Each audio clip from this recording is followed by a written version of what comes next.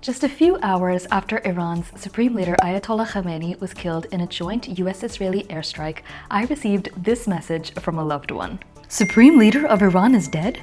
And Jebel Ali airport fire? Iranians are celebrating. Did Trump do something good? I'm so confused. Now, the innocence of the question, did Trump do something good, really struck me because it sounded like my friend had just come across a reel on Instagram and wanted a quick, shortcut way to know how to feel about it. And while that's a really human impulse, it got me thinking about the dangerous ways in which social media affects our ability to process political information. In this video, I want to jump into the cognitive traps that push us into this type of simplistic binary thinking. And if you stick around till the end, I'll share a few critical thinking tools that you can use when you're scrolling on social media to make sure you don't fall prey to these tactics. All right, let's get into it. If you've been on Instagram at all in the past 2 weeks, you've probably seen some videos like this. And some videos like this.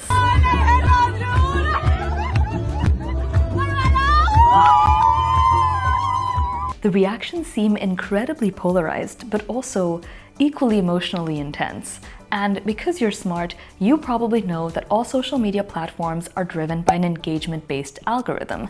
Now, that's not new information. We all know that rage bait and anger lead to virality, greater ad revenue, more dollars in the pockets of Mr. Zuckerberg, and ultimately, less mental peace for you. But if it was just the algorithms, then shouldn't we be able to have more nuanced political conversations in real life? Well, maybe not. First, you have to consider the fact that our primary mechanism for engaging with the world nowadays is almost entirely through short-form content. And this tiny snapshot of information leads us humans to do what we do best when we're given a limited data set, which is extrapolate, which might look a little something like this. Khamenei should not have been killed. How dare you stand in support of a murderous regime that killed its own people? Oh my God, thank God Khamenei was killed. Oh, you think school children should be killed just so women can wear bikinis? Got it. Now, when I say this, it might sound like a huge oversimplification. You would look at that and be like, that doesn't represent me. But unfortunately, this logical fallacy, called strawmanning, has become all too common in the world of social media, and it's not because humans are irrational. It's just our exposure to information is so limited, so our brains try to be helpful by creating these little categories or buckets to put information in and help us make sense of it all. That means if someone criticizes the killing of Khamenei, we might unfortunately bucket it along with them being pro-regime, pro the oppression of women, or being okay with the killing of innocent protesters. And if someone expresses relief that Khamenei is gone, we might bucket that along with being pro-US-Israel invasion, or being okay with the killing of school children, or even being naive about the intentions of the countries involved. Now, this human tendency to create information buckets is not just a neat little evolutionary adaptation. It's something that has the potential to be dangerous and slowly chip away at our capacity for critical thought. Just take a look at the famous George Orwell novel 1984. It follows the story of a totalitarian regime that creates a fictional language called newspeak in order to control its citizens. In the book, the government slowly reduces the number of words in the language so that people lose the ability to think complex or rebellious ideas. In a nutshell, it's a language that's designed to make certain nuanced thoughts impossible. So in the novel, everything ends up being either plus good or ungood. This leads to a type of binary thinking, very similar to our bucketing adaptation, that not only increases polarization, but it also fundamentally reduces our capacity to hold multiple truths at the same time. So if we think of social media as a modern type of newspeak, you can understand how that could over time lead to an intellectually numb and more compliant society. Okay, that sounds terrible, so what do we do about it? Well, this late in the game, we're not going to change the language. Social media is too integral in how we understand politics. It's part of where we get our information. It's where a lot of these conversations occur, so we can't just take it out of the equation. But what we can do is bring back a little bit of complexity and nuance into how we process information that we see online. And for that, I've got a couple of tools. Number one, be aware of what I call morality cheat codes.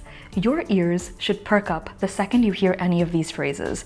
If you're not X, you're Y. Or if you believe Y, you believe Z. For example, if you're celebrating the death of Khamenei, then you're a Zionist. Or if you're criticizing the way he was killed, then you support women being blinded for not wearing the hijab correctly. These statements are designed to get you to bucket perspectives together so you can determine who's a good person and who's a bad person, and therefore whether you need to listen to them or not. Don't fall for it. Number 2, be aware of your assumptions. There's this really interesting study called the Linda problem, where researchers describe a fictional person called Linda as someone who's interested in social justice and activism. Researchers then asked participants which of the following statements was more likely. A, that Linda was a bank teller, or B, that Linda is a bank teller and active in the feminist movement.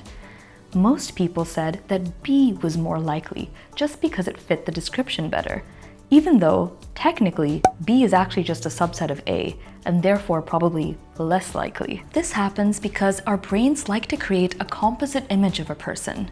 We tend to think of other humans like characters in a story, especially when we have very little information about them.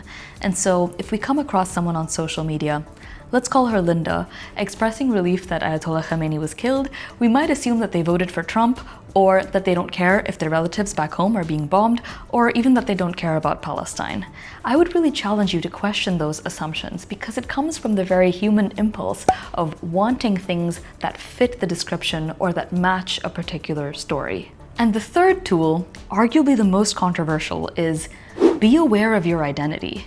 Now, your identity is a lens by which you view the world, so it's not something you can necessarily remove, but it is something that can be weaponized against you and keep you from accessing certain types of information. Understanding how people's identities shape their beliefs can not only help you critically evaluate yours, but it can also help you empathize with opinions that you might not necessarily share. So, on the subject of Ayatollah Khamenei's death, social media might have you feeling like there's an abject right and an abject wrong, but the truth is it's okay for you to feel relieved and to simultaneously feel irritated when you see Iranians dancing with the Israeli flag. It's okay for you to feel like the US violated national sovereignty while also being opposed to the actions of the regime. Real life is not a Marvel movie, and there's no cartoonish villain or charming hero waiting for us at the end of it all. But what we do have is a barrage of never-ending short-form content on social media and a critical lens that we can apply to better understand the world and ourselves. Thank you so much for watching. I've wanted to talk about the topic of social media news for the longest time, and I felt like this current conflict was the perfect gateway to open that door. So I hope this was interesting, and I'll see you in the next one.